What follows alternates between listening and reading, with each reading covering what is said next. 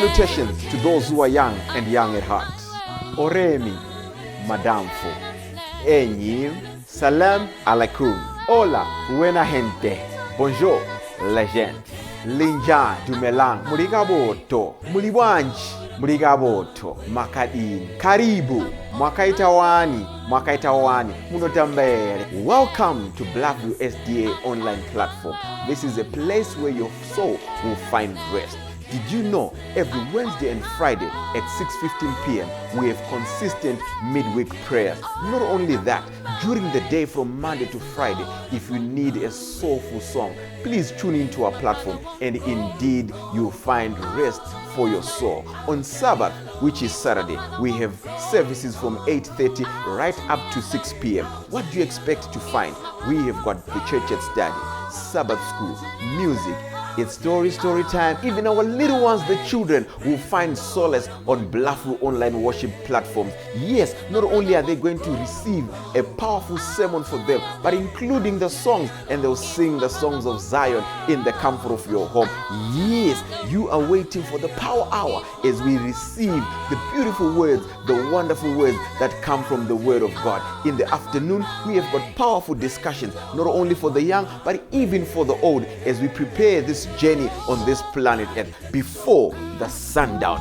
Yes, there is a sermon that will usher you into the new week as you listen to God speak to you. What are you waiting for? Tell your friends about it. Don't forget to join us on YouTube and Facebook. Like our page and subscribe to our YouTube channel. God bless you as we meet on Blackvue online worship platform. Nobody can stop me. Don't you wanna go? I'm going there. Nobody can stop me. I'm Kanandiri mutazi Jesu akandifira wakafa kutini ndichagara kudenga sena wani pamuti jina panana Jesu harudororwa Jesu runa pinda pamsora runa tamasenyanza runa garananini rudorwa kandiwona apondiri kusada kanandiri mutazi ndiri kumuda Jesu kuda kwangu aziwa jene urombo wangu ne upenyu ne moyo Jesu anochengeta ne upenyu ne moyo Jesu anochengeta ne upenyu ne moyo Jesu anochengeta.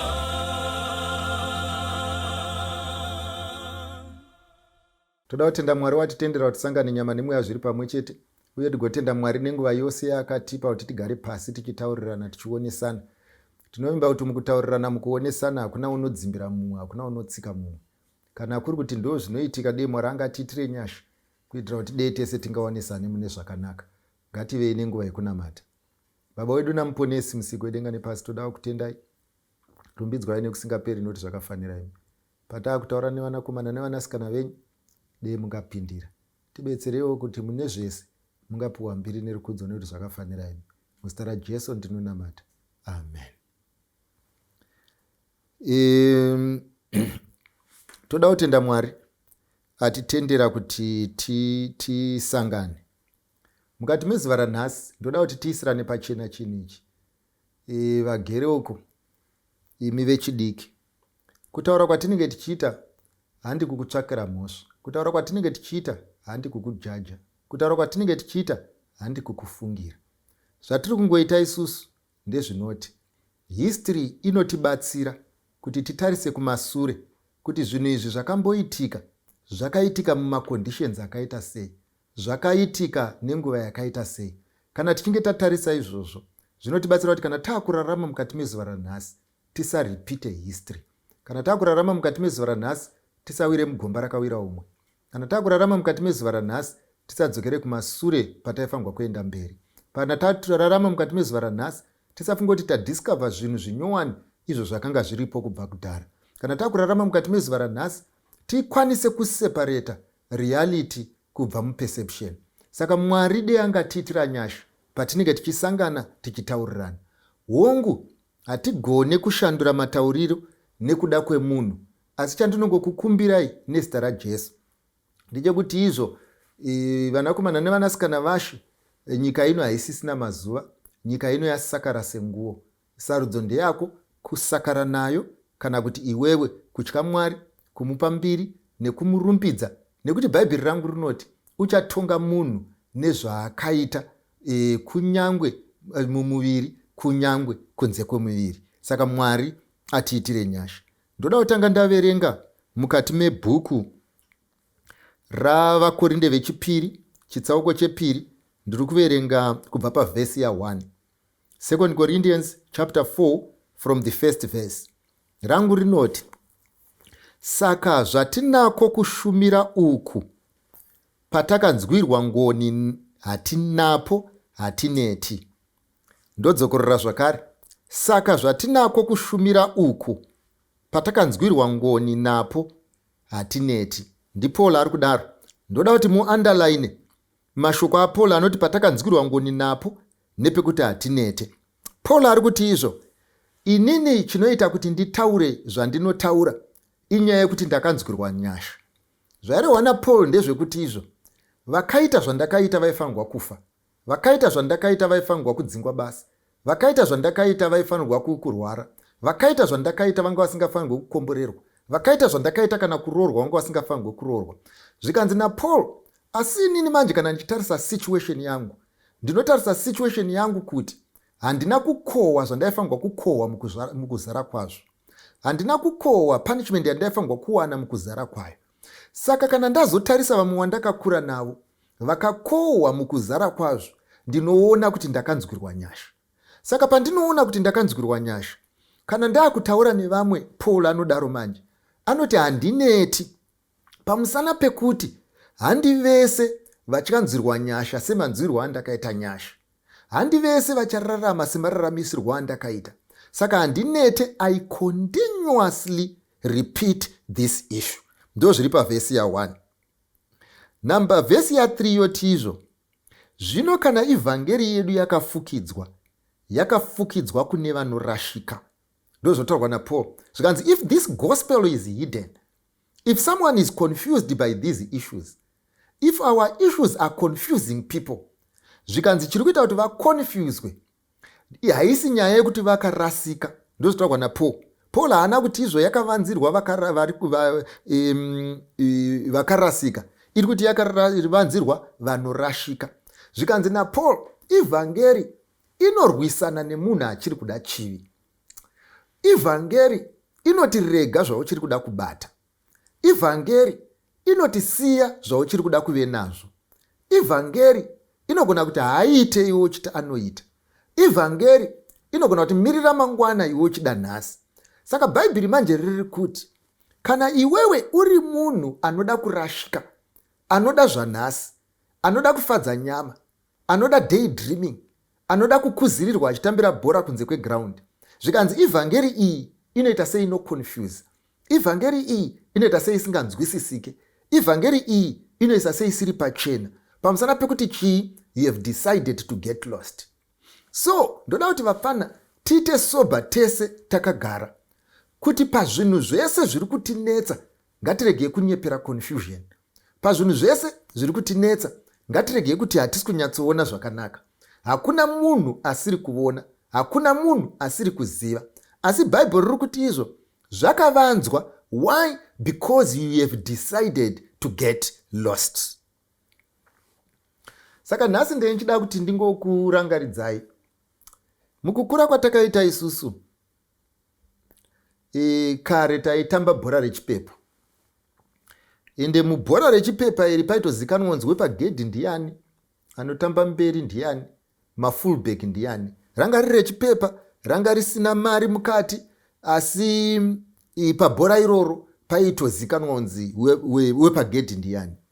Asi zvaiitika ndezvinoti, waigona kuti uri pagedhi, ndiwe kipa, ndiwe wakatembwa kuti uri kubata bhora. Umbva wafunga manje kuti kumba uko, nekuti gedhi rekumba mune muchiriona. Wonyatsoona mbuya Machando vari kubuda vakuenda. Mbuya Machando vachibuda vachienda. Waimbva waziva kuti gaba reSun Jam rasara risina munhu.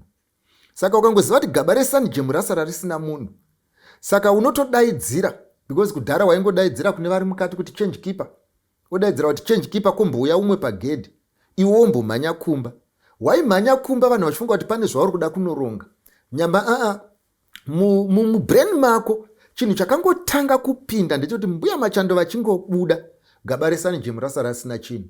Saka waimhanya omboenda wononombora, odya Sun Jam, odzoka kubhora.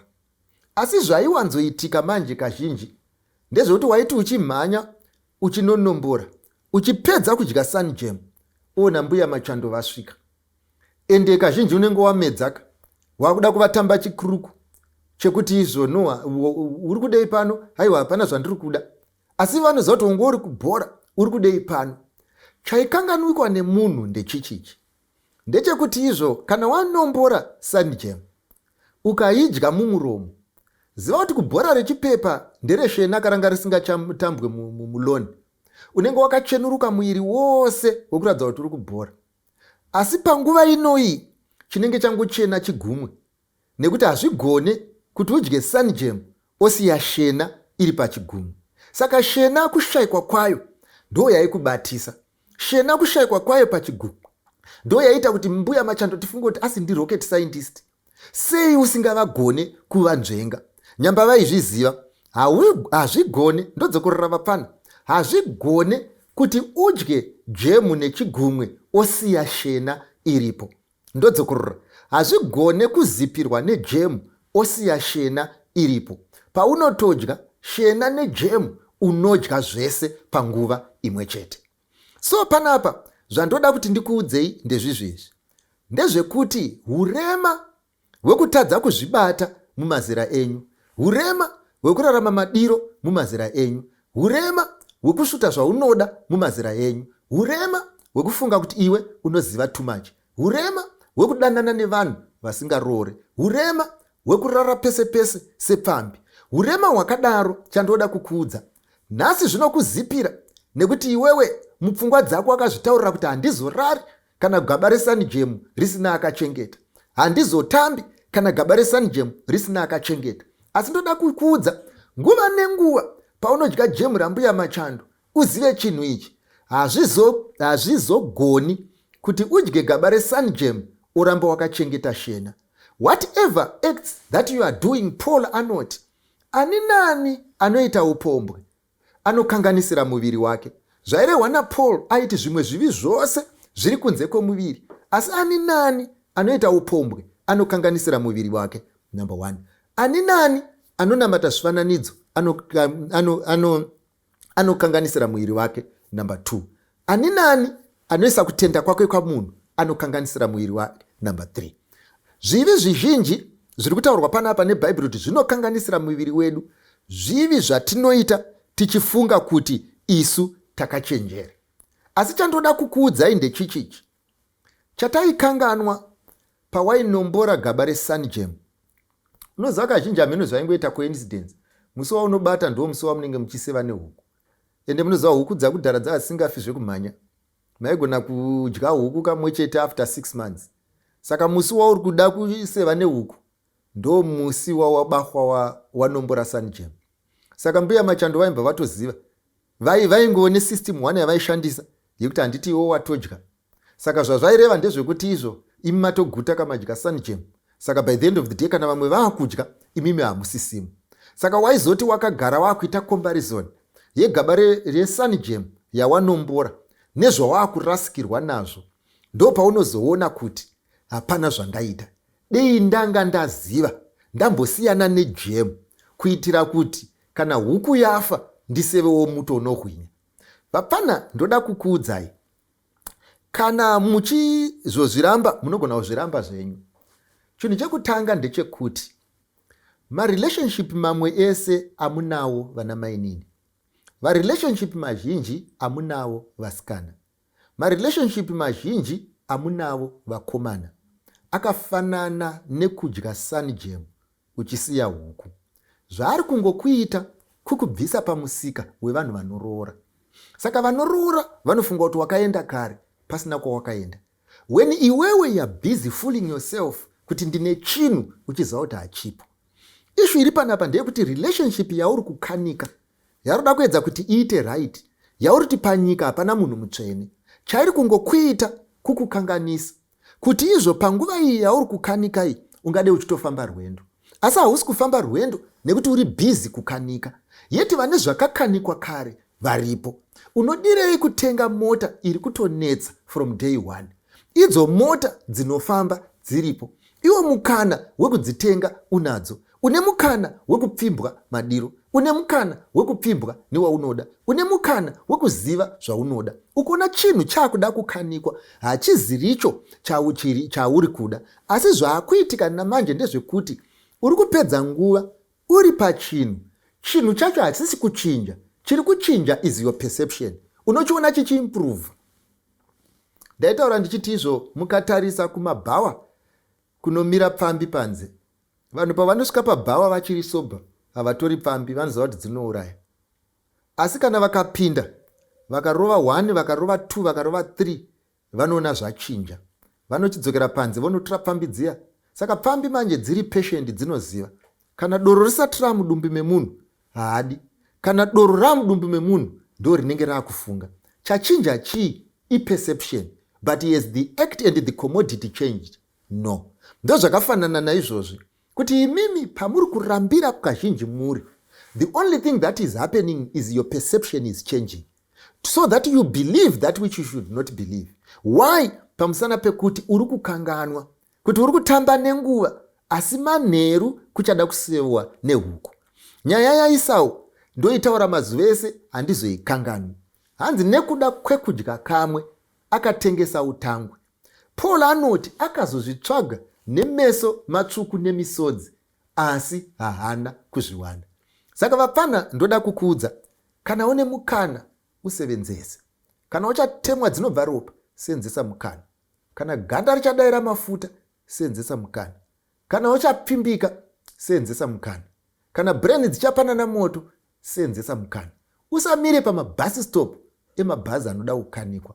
Usamire pamabhasi stop emabhazi anoda reasoning. Usamire pamabhasi stop emabhazi ane complication. Usamire pamabhasi stop emabhazi anoda minamato mizhinji. Usamire pamabhasi stop evanhu vane pfungwa dzisingapanane moto. Usamire pamabhasi stop evanhu vasingagone kuita decision. Usamire pamabhasi stop evanhu vanotaura nyaya dzanatsuro nagudo. Usamire pamabhasi stop evanhu vari contented nezvishoma zvizhinji zviripo. Usamire pamabhasi stop evanhu vari ready kublema vamwe vanhu except themselves. Usamire pamabhasi stop vanofunga kuti they are being denied success when some other people are succeeding. Usamire pamabhasi stop evanhu vanoita zvinhu zvisina nguva. Hakuna munyika chinhu chisina nguva. Kucollege nguva iriko, kucrash nguva iriko, kuprimary school nguva iriko, kuhigh school nguva iriko. Saka hazvigone kuti zvimwe zvese zvine nguva. Zvinhu zvamunoronga ndo zvega zvisina nguva. Ende imimi sevanhu vakuru munogara mune zvinhu zvisina matime limits, zvisingataridzike kuti zvinoenda nekupi. Musamire pamabhasi stop akadaro. Now, inzwai munzwe zviri pano. Ndine uyu musikana ari panapo. Ati kurei. Handisiri ndiri kumuti akura. Ndiye ari kuzvita akura. Ini ndiri kuparaphrase. Akura kudaro, awana mudhara wake ari kuda kumuroora.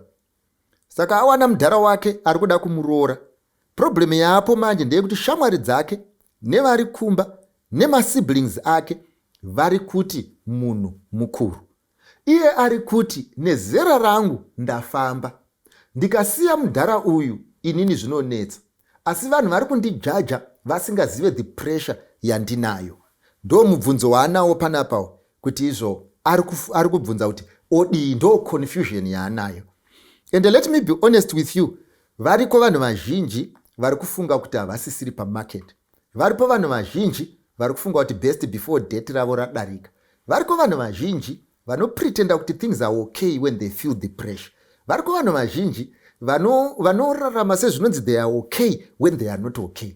Asi predicament iyi yekuzongokukura marara ose ose, predicament iyi yekuzongotora chero chinonzi murume, predicament iyi yekuzongotora chero chinenge chati ndinokuda kunyange uchiziva kuti hachindidi, predicament iyi yekupedzera wamhanya kunopinda mumba mauchamhanya ukabuda, iriko kuvanhu vazhinji.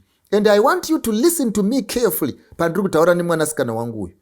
Mwana wangu ndoda kukudza, ndorangarira rimwe gore ndichiri chipfana. Baba vangu vaigara vachitengera hanzvadzi yangu bhutsu, isu vachitikanganwa. Saka umwe musi vakazotengera bongi bhutsu, ndobva vauya nadzo kumba. Ndokubva ndasvika ini ndobva ndachema ndikati manje hakuna izvozvo. Ivo vakandivimbisa zvikanzi ndokutengera dzako, ndikati inini musanditengere, ini ndakutotora idzodzi dzamauya nadzo. Saka ndobva ndatora idzodzi dzabongi mba ndadzipfeka ndikaona hawanike dziri kukwana. Ndikati ini idzodzi dziripo ndiwo dzandakutotora, imimi bongi mozomutengera. Saka ivo ndokubva vati zii, vanhu vese vanga varimo vakati zii, ende chaive chokwadi, bongi bhutsu dzawanda, isusu vamwe hatina bhutsu. So zvadaro manje, mangwana makuseni ndakamuka, ndikapfeka bhutsu dzangu, ndikaenda kuchikoro. Ndasvika kuchikoro, ndakaunganirwa nevanhu vachiseka, vachiti ende vanga asingati ndedzabongi, vaiti ndauya nebhutsu dzamai. Zvikanzi wemo neMachando auya akapfeka bhutsu dzamai vake. Ende ndoda kukutaurira kuti ndakaita hasha. Vandairova ndikavapromisa kuti ndiri kukurova. Ende zveshuwa ndaifanirwa kuvarova. But iye zvinezvi ndakatarisa ndezvekuti kuvarova kana kusavarova, kutsamwa kana kusatsamwa, bhutsu nyangwe neni ndaizviziva, bhutsu ndedzabongi. Whether I like it or I don't like it, the condition yekuti handina bhutsu does not change the truth. And what is the truth? Yekuti ndapfeka bhutsu hongu, asi bhutsu hadzisi dzangu, bhutsu ndedzabongi.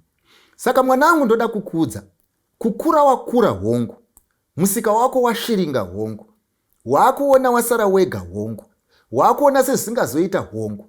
Asi ndoda kukudza, hazvichinje fact yekuti bhutsu wapfeka zvako, asi bhutsu ndedzabongi.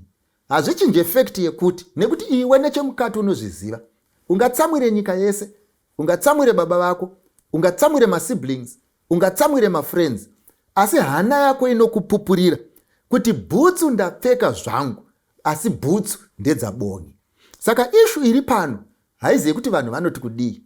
Ishu iri pano haizivi kuti baba vanoti kudii. Ishu iri pano haizivi kuti mai vanoti kudii. Ishu iri pano ndeyekuti iwe unoti kudii. Mudiki here kana kuti mukuru. Asi dei ndiri ini, usaregedze, usabvumire kuti pressure ikuite kuti ufunge sebenzi. Nekuti pressure yauri kutiza iyi iriko kwauri kuenda. Uri kutopinda une kamwe ka pressure kachazonowedzerwa nemaconditions kupressure. Machances ekuti unogona kutadza kukugara kwauri kumhanyira mazhinji. Saka ndati ndikuudze kuti ichi ndo chokwadi chiripo, and your condition will not change the truth. Uyu ari panapa uyu, mwanasikana wangu futi uyu akainvest, ari kuti izvo vakadanana kwenguva yakareba, and she has invested so much in this relationship. And iko zvinezvi after a long time yekudanana, mukomana ungomuka mangwana akungomuka akutaura kuti izvo haachadi, just like that. Hapana chikonzero, hapana kuti ndakuendepi, hapana kuti ndiri kuenderei. After so much investment of time and everything else, mukomana akuti ndakuda kuenda. Now this lady ari kuti izvo kwaari iye ari kutaura kuti I cannot let go. You get the point. And how best can she make sure kuti izvo haangaregedze relationship yakainvesta mairi kudaro ichienda. Inini ndingangoti mwanangu, zvinogona kuitika kuti unobuda nemota pamba, oenda pafilling station, ozadza tengi nefuel. Uchibuda muservice station, omva wadhumwa neimwe mota. Mubvunzo wochiti, zvino kana mota yako yadhumwa isingachatofambi, yakutoda reka, unoramba wakagara mumota here uchiti handingabude mumota yandadira full tank? Unoswera uripo here uchiti izvo inini ndofira muno nekuti mune full tank rangu? Saka ndoda kuzokuti kana waramba wakagara mumota wakagarira full tank rakudhurira, unogona hako kuramba wakagara, asi uzive chinhu ichi, manheru tichazobvunzana isusu newe kuti mave kupi. Ende kana taakukubvunza, usazoti tiri kuda kukutsvinyira. Pamusana pekuti marriage haisi reward yelong service uri mucourtship. Marriage imarriage, courtship icourtship. Iwewe kuinvesta too much time and everything mucourtship, iyi nyaya yako zvakafanana nekutenga suti ye 1 million uchida unopinda basa rinotambirwa $2. Dei zvakaziva wakangotora ukainvesta mari iyoyo pande kunoritsvaga basa. But ndo zvakaitika, you invested too much in assessment, ndokumva wazokanganwa kukwira bhazi. Wakatenderera bhazi mwanangu, ukafarira matayaro. Ukatenderera bhazi mwanangu, ukafarira pendi yaro. Ukatenderera bhazi mwanangu, ukauti norida. Ukaudza vanhu vese kuti ndo bhazi randiri kuenda naro, ndokukanganwa kukwira.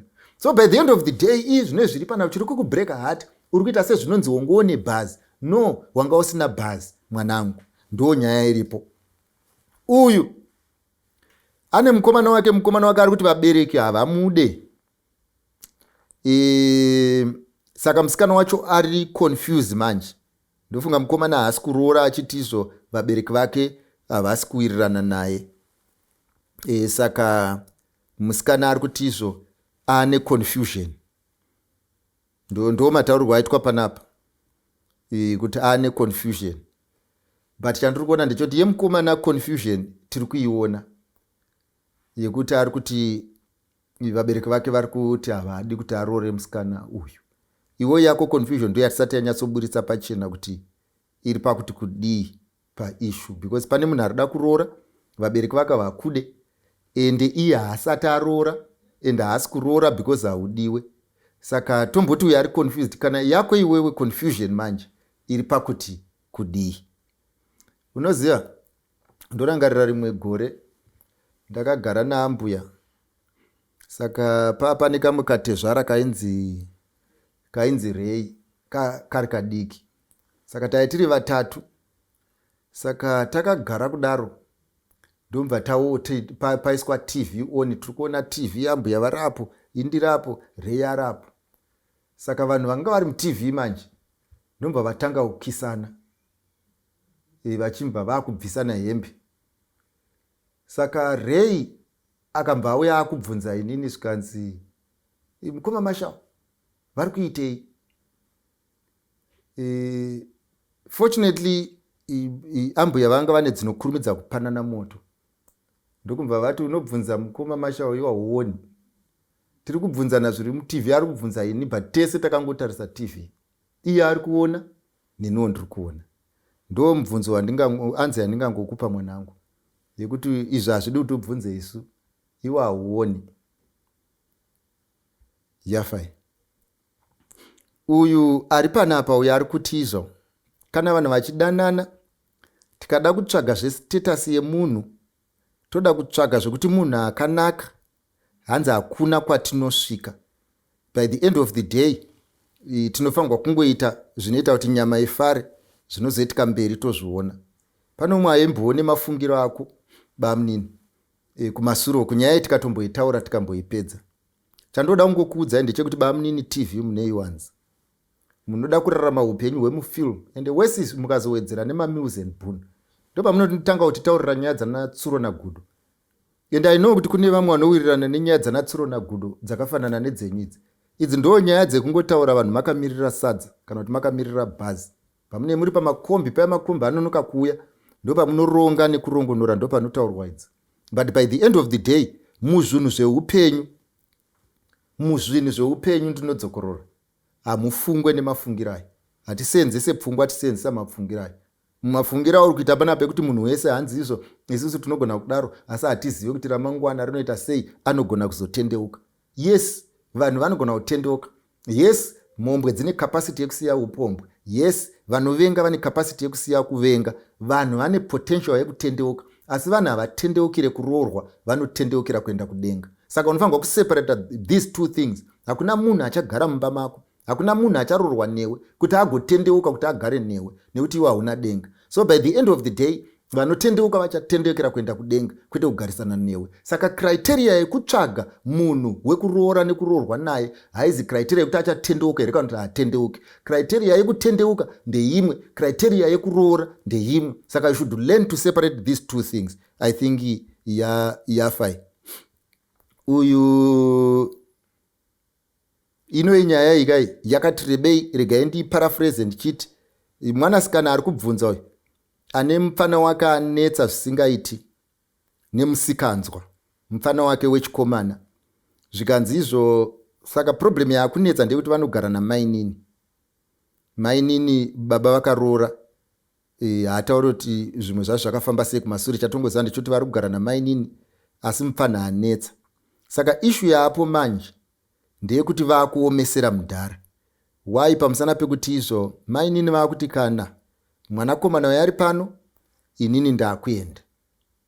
Saka mudhara ane crisis manje yekuti izvo oita sei, because mainini vari kuti it's either mwana waye, tomboti mwana waye anonzi John, mainini vari kuti it's either John ndiye anoenda kana kuti inini ndinoenda. Uyo mwana ari panapa ari kuona kuti mudhara apa stress, ende ndofunga ari kuona futi kuti mainini vari pa stress, ende problem iri kubva pana John. Saka toita sei? Ndo mubvunzo uri panapa. Mwanangu, rega ndikudze, ndoda kukudza, uchainzwisisa anzai kana uchinge wazokura. Iye zvino zvinogona kutadza kuinzwisisa.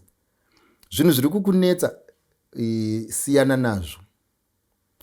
Mainini vakati vakuda kuenda, zvinoreva kuti vane kwekuenda. John uyu akanzi aende, haana kwekuenda. Saka iwewe siyana nescenario iyi. Do not worry over these things. Izvi zvichazvisota wega. Iwe ngomuka, wodya sadza rako, woita zvinodiwa, zvinotarisirwa kunzi mwana aite. Onamata kuna Mwari kuti akunzwire nyasha. Asi scenario iyi isiye yakadaro. Maybe kana ichida kutaurwa, tingatoitaura nababa, asi newe hatigone kuitaura, isiye yakadaro.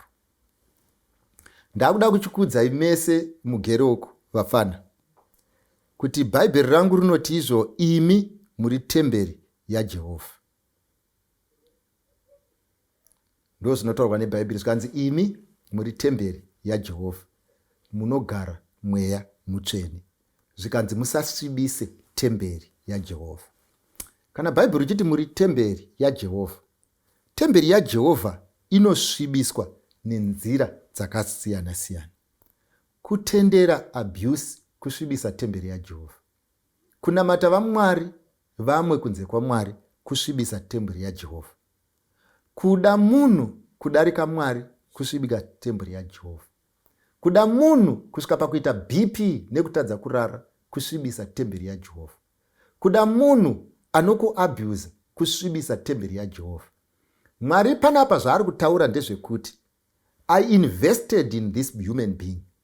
I invested mumaveins mako. I invested mumapapu mako. I invested mubrain mako. I invested mungave mumaziso mako. Pandaita all this investment, ndaiti iwewe neni tigarisane. Asi problem iyi inotinetsa manje vazhinji. Tinokanganwa kuti panyika hakuna umwe akafanana nesu. Tinokanganwa kuti Mwari unoda kugara nesu. Tinokanganwa kuti tiri vanhu vakakosha. Vamwe vangatotiona sechicho chipfupi, Mwari haatione sekudaro. Vamwe vangatotiona sechicho chitema, Mwari haatione sekudaro. Vamwe vangakuona sekako kakaonda, Mwari haakuone sekudaro. Bhaibheri panapa mukatarisa kwatava tichiverenga kuna vakorinde vechipiri chapter 4, Paul anotaura achiti izvo, hanzi vanotiona hanzi setinofa wanikwe tiri vapenyu hedu, setakaonda wanikwe tiri kungorarama, setinorwara wanike tiri kungoenda. Saka vanhu maonero avanotiita isusu handizvo zvataionekwa naMwari tichiita. Mwari paakanga achiita kaslim girl ikako aida kugara makare. Mwari paakanga achigadzira ichocho chitema-tema aida kugara machiri. Mwari paakanga achigadzira iyeye ane muromo wakakokonyara aida kugara mauri. Mwari paaigadzira iyeye ane bvudzi risingarebi aida kugara mauri. Chinhu chinoita kuti munhu akoshe ndezvinogara maari. Chinhu chinoita kuti munhu ave munhu ndezvinogara maari. Saka Mwari pana paari kuti izvo, nditenderei ndipinde mamuri ndinokupai value, nditenderei ndipinde mamuri ndinosvika nemikure. Pamusana pekuti inini saMwari ndinoda kuzvibata zvakanaka, pamusana pekuti inini saMwari ndinoda kugara zvakanaka. Saka by the end of the day I will make sure kuti imba yakatsvairwa, I will make sure kuti imba yakafidwa, I will make sure kuti there is shelter, I make sure there is food on the table, I make sure no tears on your eyes, I will make sure you will be healthy. Inini ndinoda kugara zvakanaka. So by the end of the day zvandinoda kugara zvakanaka, wirirana neni kuti zvigarike, wirirana neni kuti zviendeke. Saka vapana kana Mwari achiti mwiri wenyu itemberi yangu, ari kutokuitirai favor. Shamwari ukaona nyangwe nhasi ukadaidzwa kuofisi kwaMunangagwa, ukasvika paofisi paMunangagwa zvikanzi mauya nanoti ndauya naMwari, unosalutwa nevaifunga kuti unovasaluta. Pamusana pekuti vaunenge uchifamba nawo vanenge vari vakuru. Ndo zviri kudiwa chete panapa naMwari. Saka paunoronga zvinhu zvako, ronga uchiziva kuti Mwari anoda kugara newe. Paunoroorwa, Mwari anoda kugara newe. Paunodiwa, Mwari anoda kugara newe. Paunopfimbwa, Mwari anoda kugara newe. Paunoenda kumurume, Mwari anoda kugara newe. Paunoenda kuchikoro, Mwari anoda kugara newe. Paunomwa, Mwari anoda kugara newe. Mubvunzo ndewekuti zvino necondition yauri, neuranda hwaunahwo pane zvenyika ino, uranda hwaunahwo pane upombwe, uranda hwaunahwo painfatuation, uranda hwaunahwo paromance, uranda hwaunahwo paFacebook, uranda hwaunahwo pane zvinodhaka, uranda hwaunahwo paimagination, uranda hwaunahwo pakuda munhu, uranda hwaunahwo wokuitwa zvese zvese, neuranda hwaunahwo mauri munogarika here. Zvino kana musingagarike ndo zvaucharambirwa. Asi iye akaita kuti musagarike anezenge achiita kunge zvinonzi ari nani kudarika iwe. Saka ndoda kuti muzvizive mese mugeroko, miviri yenyu iyi itemberi yaJehovha. Saka ivai naJehovha munosvika kure. Ngatinamatei. Baba wedu namuponesi musiki wedenga nepasi, ndokutendai nevanakomana nevanasikana venyu, vaitire zvakanaka, vakumborerei, vawedzerei nyasha, kana zvese zvaitwa zvapera mugopiwa mbiri nerikudzo nekuti zvakafanira imi. Muzita raJesu ndinonamata. Amen. Vese vanonzwa uranyi, soko rakanaka murise pasi, kuti vanhu vese ngarinzweni, uyo unoda, uyo unoda, tuma soko pagomonemikana, Baba wadikanwa, ari kudaidza, uyo unoda,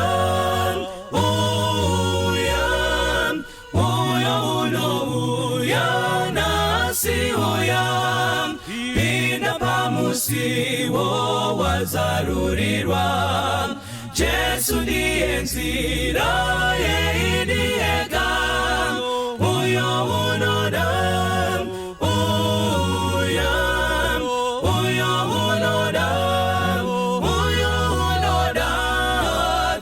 soko pagomonemikana, Baba wadikanwa, ari kudaidza, uyo unoda, uyo unoda, dawiraidi, uyo unoda, tiwirange izwi, uyo unoda, upenyu darini,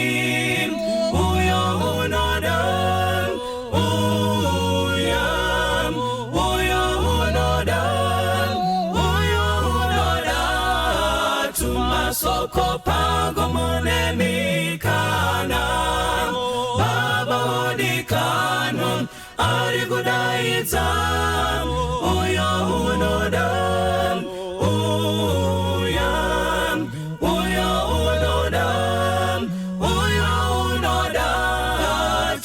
pamasoko pako monemikana Baba odikanwa ari kudaidza